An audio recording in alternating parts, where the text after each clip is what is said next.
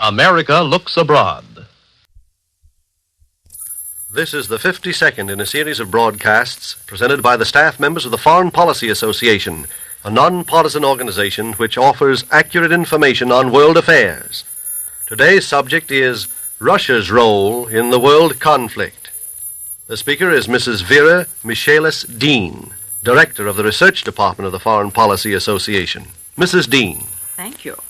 As Germany intensifies its air attacks on British war industries, it is also hastening its efforts to bring the entire European continent under Nazi rule. The past week has been marked not only by fierce air raids on industrial centers in the English Midlands, but also by great diplomatic activity in Eastern Europe and the Balkans. On Wednesday, Hungary joined the pact recently concluded by Germany, Italy and Japan regarding a new order in Europe and Asia. Yesterday, Romania followed suit by joining the Axis alliance, and similar action is expected to be taken soon by Bulgaria, whose king met Hitler in Germany last Sunday. These diplomatic moves are designed to prevent any action on the part of countries in Eastern Europe and the Balkans which might directly or indirectly prove of aid to Britain. Most important of all, they are intended to isolate Greece and to frighten Turkey into abstaining from intervention in the Mediterranean campaign.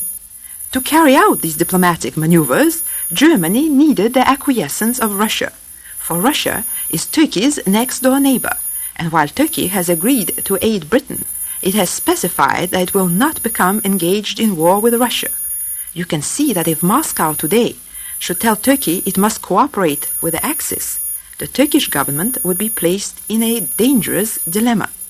It was apparently to obtain Russia's approval of their plans that the Nazis invited M. Molotov, the Soviet premier, to visit Berlin on November 12.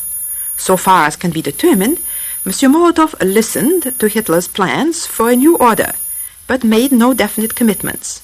On the contrary, when it was reported in the German press that Hungary had joined the Axis powers and Japan with the full approval of Russia, the official Soviet news agency declared this report did not correspond with the facts in any extent, nor is it clear yet that Russia has made any material concessions in the Far East to Germany's partner, Japan, which is pressing negotiations for a non-aggression pact with Moscow.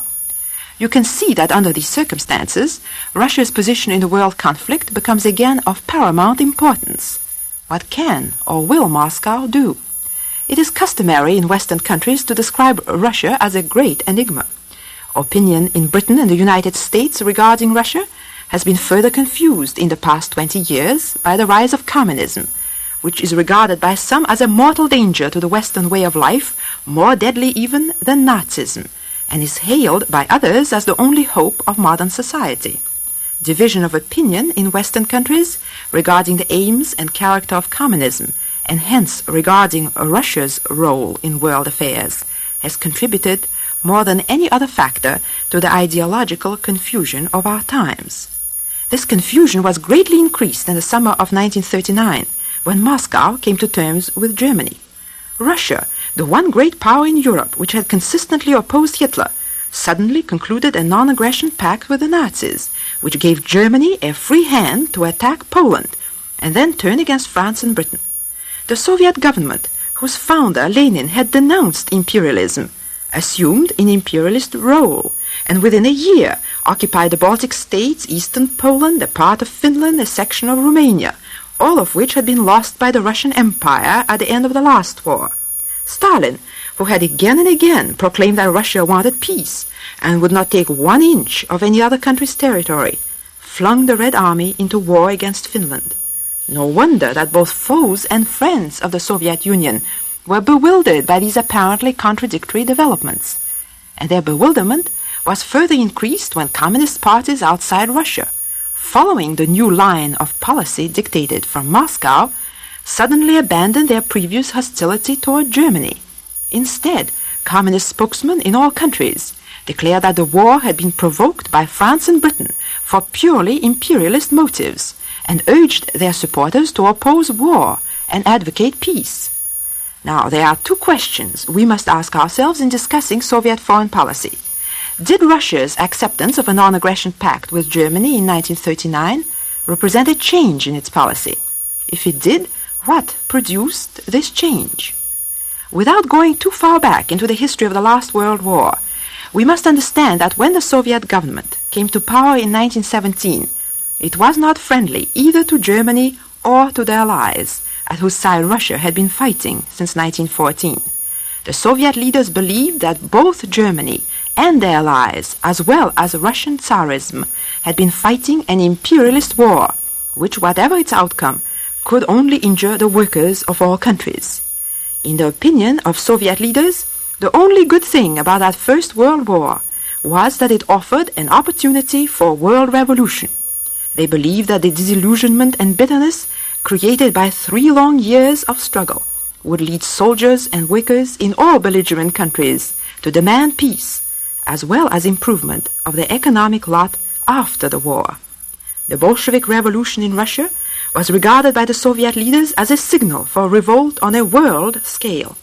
Their own slogan, addressed to Russian soldiers in the trenches, to workers and peasants behind the lines, was bread, peace, and land. This slogan, they thought, would find an echo in all belligerent countries. Russia would then become the standard bearer of the communist revolution. These hopes of the Soviet leaders were shattered by the course of events. Germany did experience a change of government in 1918, but not a social revolution. Short-lived communist uprisings took place in Hungary and Bavaria, and a trend towards socialism became noticeable in a number of European countries. But on the whole, the end of the war marked an attempt to patch up the political, economic, and social institutions of the pre-war period, rather than to effect the fundamental revolution anticipated by the communists. Fear of communism, as practiced in the Soviet Union, became one of the dominant forces in post-war Europe, and it was impossible not to identify fear of communism with fear of Russia. Many attempts, as you know, were made by the Western countries to quarantine Russia, to isolate it from the rest of the world. When this proved unsuccessful, and Russia resumed a part in the affairs of Europe and Asia, attempts were made to curtail its influence and relegate it to the background. This fear of communism and of Russia, so prevalent in Western countries, was skillfully used by Hitler, who himself denounced communism as the enemy of Western civilization. Both at home and abroad, Hitler promised that Nazism would prove a bulwark against communism. By his campaign against communism, he won many adherents, not only in Germany, but also in certain circles in France, Britain, and other countries. Fear of communism thus played into the hands of the Nazis before the outbreak of the war, just as Germany's reconciliation with Russia in 1939 proved helpful to the Nazis once the war began. You can thus see that there was no love lost in the past 20 years between Russia and the Western powers, France, Britain, and the United States, which after the Soviet Revolution had intervened in Russia against Bolshevism. In fact, the first countries in Europe to establish relations with Russia after that war were its former World War enemies, Germany and Turkey. This we must remember when we try to understand Russia's present relations with Germany, because Germany, ever since the days of Bismarck, has been guided by 2 main considerations with respect to Russia. First, the Germans regard Russia as an essential source of food and raw materials, as well as a market for their manufactured goods and a field for their technical experts. Second, the Germans have always feared the possibility of war on 2 fronts and have again and again sought to establish friendly relations with Russia. When Hitler, in 1939, concluded a non-aggression pact with Moscow, he rid Germany at one stroke of the nightmare of war on 2 fronts, and made it possible for the Reich, in some measure at least, to draw on Russia's food and raw materials. Now we must understand that Moscow, from the outset, has regarded both Germany and the Western powers as capitalist countries. It has believed that the capitalist countries are bound sooner or later to attack communism. Moscow's only question was which of the 2 present belligerents would prove more dangerous to Russia. In the early post-war years, when Germany was weak and the Allies relatively strong, Moscow feared the Allies. When Germany, after Hitler's rise to power in 1933, began to grow stronger and the Allies became relatively weaker, Moscow began to fear Germany and hoped it might get assistance from France and Britain in case Germany attempted to attack it.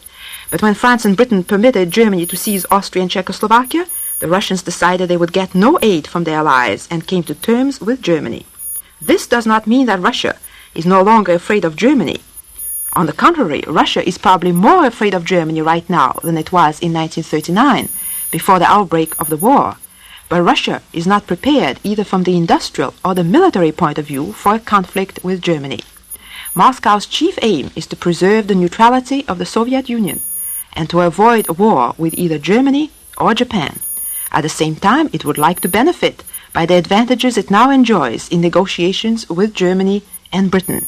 The real question is, which of the two belligerents has more to offer Russia? To answer this question, we must again look at the world conflict from Moscow's point of view.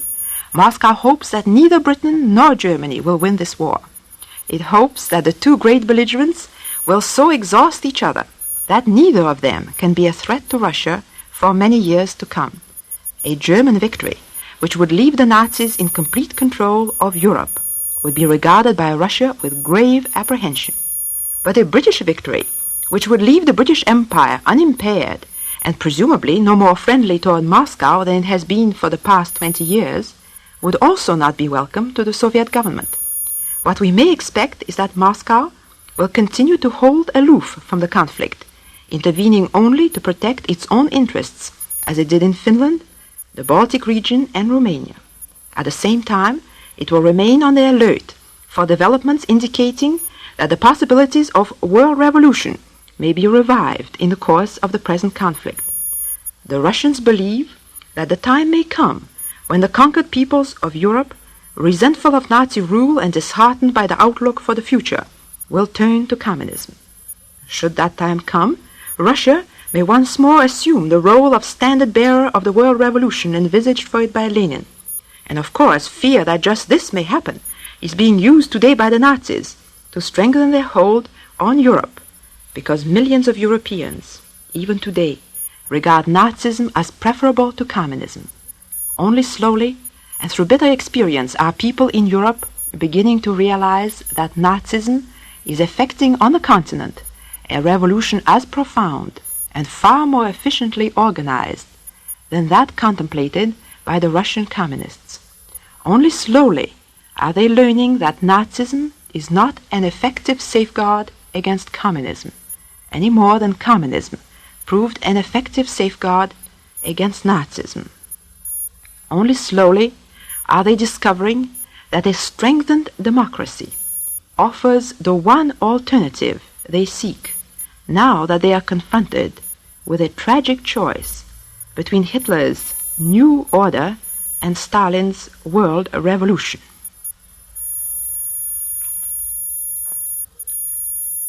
Mrs. Vera Michelis Dean, Director of the Research Department of the Foreign Policy Association, was today's speaker in the America Looks Abroad series.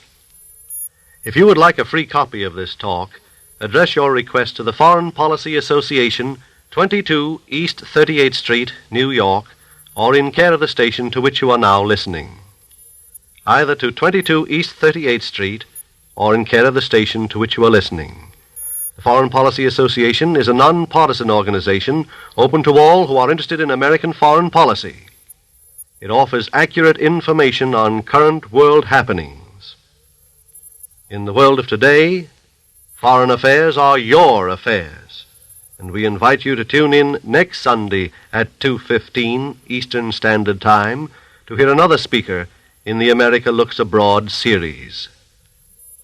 This has been a presentation of the National Broadcasting Company from the RCA building in Radio City, New York.